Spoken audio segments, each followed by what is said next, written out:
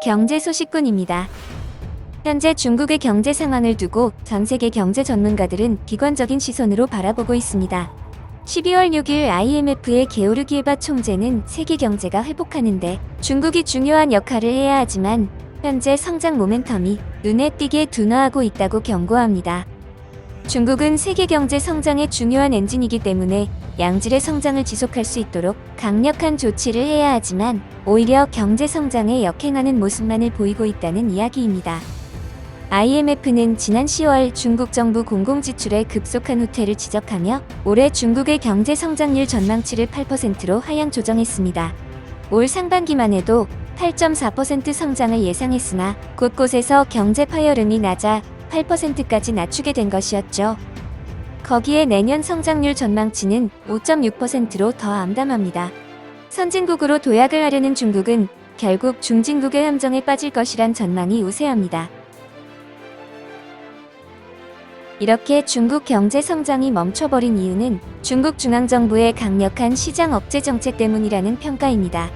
중국은 올해 주택가격 안정을 위한 부동산 산업 억제, 빅테크 기업 규제, 사교육 금지, 저탄소 정책 등 장기적인 관점에서 경제 체질을 바꾸는 구조 개혁에 주력해왔습니다. 하지만 결과는 참담합니다. 부동산 억제 정책은 부동산 거대 기업 헝다그룹을 파산 위기에 직면하게 하였으며 빅테크 기업들은 미국과 중국 정부 양쪽의 괴롭힘으로 갈 길을 잃게 하였습니다. 무리한 저탄소 정책은 결국 석탄 수급 문제로 이어지면서 에너지 대란과 공장 가동 중단으로 이어졌습니다. 시진핑의 과도한 권력 욕심에 따른 무리한 경제 억제 정책이 결과적으로 최악의 상황으로 치닫게 한 것입니다. 결국 중국 정부는 정책을 대전환합니다.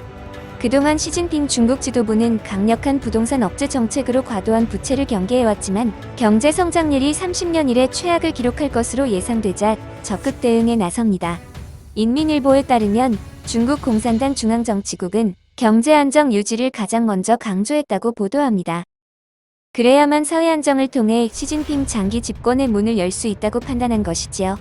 당초 부동산 억제 정책으로 집은 투기 대상이 아니다라는 표현을 했던 중국 당국은 부동산 산업의 양성순환이라며 말을 살짝 바꾼 모습입니다.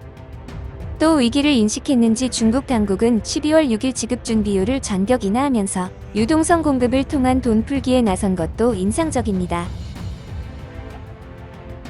하지만 중국은 지난 10월 생산자 물가지수 상승률이 13.5%로 통계 집계가 시작된 1996년 이후 최고치를 기록한 상황입니다. 추가적인 돈 풀기는 물가 급등으로 이어질 수 있다는 가능성이 제기되고 있습니다. 또한 시진핑의 공동부유 사상이 후퇴될 수 있다는 지적도 나옵니다. 돈을 풀면 자연스럽게 집값 상승과 빈부격차 심화로 이어질 수 있습니다. 말로만 인민을 생각하고 맨날 말 바뀌는 중국 당국의 이상한 경제 정책을 응원합니다. 지금까지 쉽고 빠른 경제 소식꾼이었습니다.